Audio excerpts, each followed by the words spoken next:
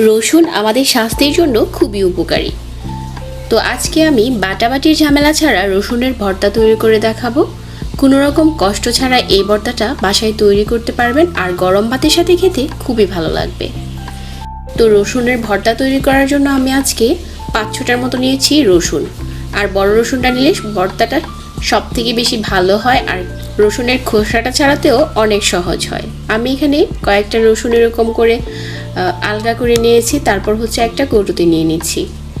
তো এবার এই কৌটোতে নিয়ে কিছুক্ষণ জাগালে দেখা যাবে যে উপরের খোসাটা খুব সুন্দর করে খুলে আসছে। সবগুলো যদি নাও খুলে যায়, 2-1টা থাকলে ওইটা আপনারা হাত দিয়ে ছাড়িয়ে নিতে পারেন। তো আমার এখানে বেশ কিছু রসুন আমি এভাবেই খুলে নিয়েছি। তো রসুনের খোসাটা যখন ছাড়ানো হয়ে গেছে, এখন আমরা ভর্তা তৈরি করে নেব।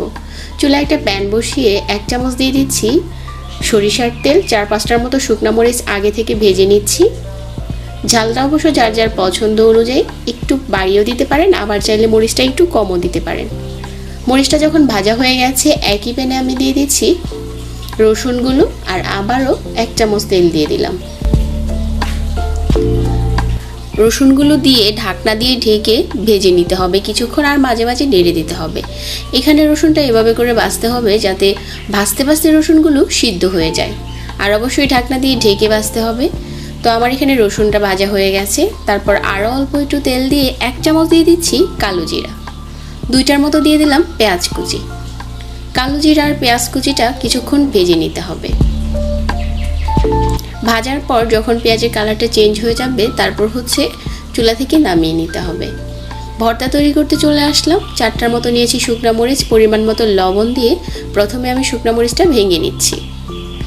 খুব মিহি করে ভাঙতে হবে। তারপর নিয়ে নিচ্ছি ভেজে নেওয়া পেঁয়াজ, আর এখানে দিয়ে দিচ্ছি আগে থেকে ভেজে নেওয়া রসুনগুলো। এখন এই রসুনগুলো হাত দিয়ে টিপে খুব সুন্দর করে ভেঙে যাচ্ছে।